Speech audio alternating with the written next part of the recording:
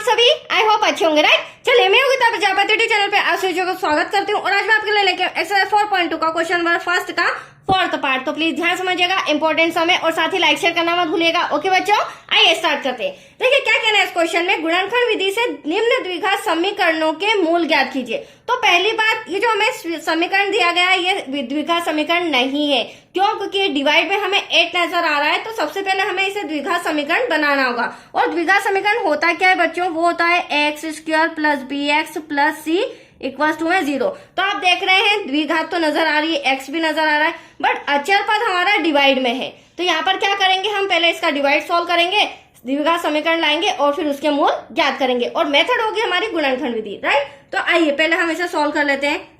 देखिए बच्चों, बट्टा सॉल्व करने के लिए 8 का मल्टीप्लाई यहाँ भी करेंगे, यहाँ भी, और ये 0 में भी होगा, राइट। हमेशा ध्यान रखिएगा।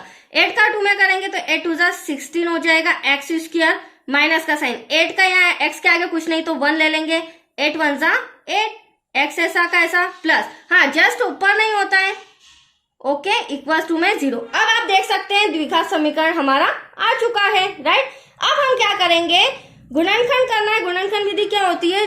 गुणनखंड मतलब बीच वाली संख्या, हमेशा ध्यान रखिएगा, बीच वाली संख्या को खंडित करना, मतलब दो संख्याओं में डिवाइड करना बराबर बराबर।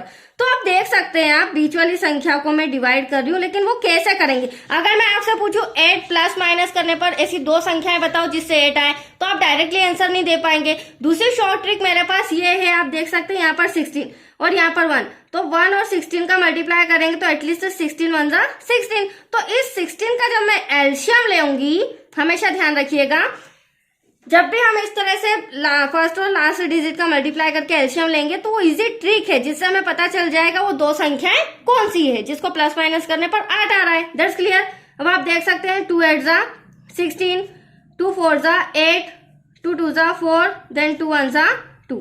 अब आप 2 2 4 और 2 2 4, अब आप ध्यान से देखिएगा 4 प्लस 4 इक्वल्स टू क्या आ रहा है? 8। वो दो संख्या इजीली हमको इन फैक्टर से गुणनखंड से पता चल गई। तो आप भी इसी ट्रिक से किया कीजिए तो आपको दिक्कत नहीं आएगी, राइट बच्चों।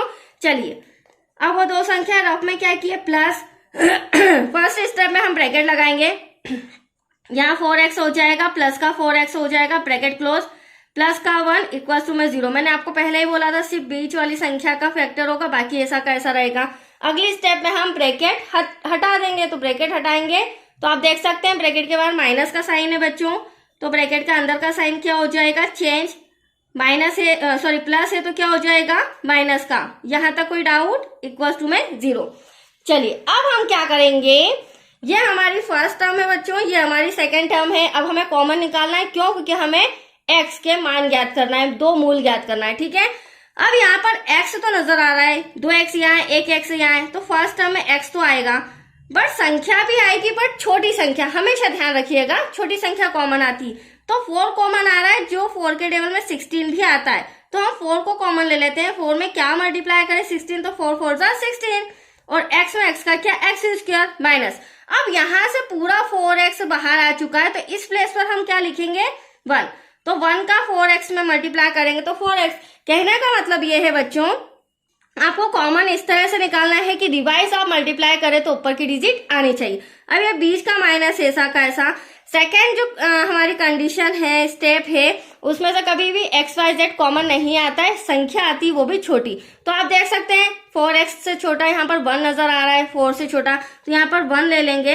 1 का मल्टीप्लाई इस पूरे में करोगे तो एटलीस्ट यही आएगा, बट साइन का ध्यान रखना, 4 1 4, x 1 x। यहाँ पर प्लस का आ रहा है, तो हम क्या है यहाँ पर माइनस में मल्टीप्लाई करेंगे, प्लस आ जाए, तो माइनस माइनस प्लस, मतलब मेरे को यहाँ माइनस का साइन लगाना रहेगा। हाँ, अगर मैं यहाँ पे प्लस लगा देती हूँ तो माइनस प्लस माइनस, मेरा चिन्ह गलत हो जाएगा, तो ये भी आप ध्यान रखिएगा माइनस वाले चिन्ह में, ठीक है। और 1 का 1 में करेंगे तो एटलीस्ट 1 1 1 इक्वल टू 0। अब आप देख सकते हैं जो दो ब्रैकेट्स हैं ये मेरे बराबर आए, और आपको हमेशा इन दोनों को इक्वल ही लाना होगा। जैसे अगर मैंने यहाँ पे प्लस लगा दिया होता तो कहीं ना कहीं मैंने कॉमन निकालने में मिस्टेक की होती, इसलिए मैं बोल रही हूँ दोनों ब्रैकेट्स हमारे सेम आना चाहिए, ठीक है बच्चों।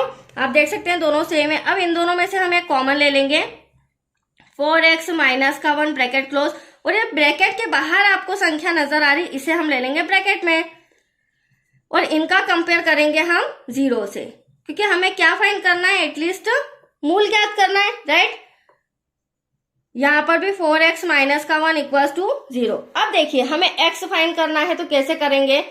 देखो बच्चों 4x ऐसा का ऐसा, माइनस का 1 उधर जाके प्लस का हो जाएगा। ठीक ऐसे ही इन दोनों के आंसर सेम आएंगे क्योंकि हमारे जो मूल आए हैं वो बराबर ही दिख रहे हैं। -1 उधर जाके प्लस का हो जाएगा, x इक्वल्स टू इंटू का 4 डिवाइड में हो जाएगा, x इक्वल्स टू इंटू का 4 डिवाइड में हो जाएगा। तो दोनों मूल हमारे बराबर आ रहे हैं। तो आया आपको समझ में बच्चों, ये सम भी हमारा कंप्लीट हो चुका है। That's your answer. तो आज के लिए इतना ही। नेक्स्ट वीडियो मिलेगा आपको इसी का 5th part. Okay, thank you बच्चों।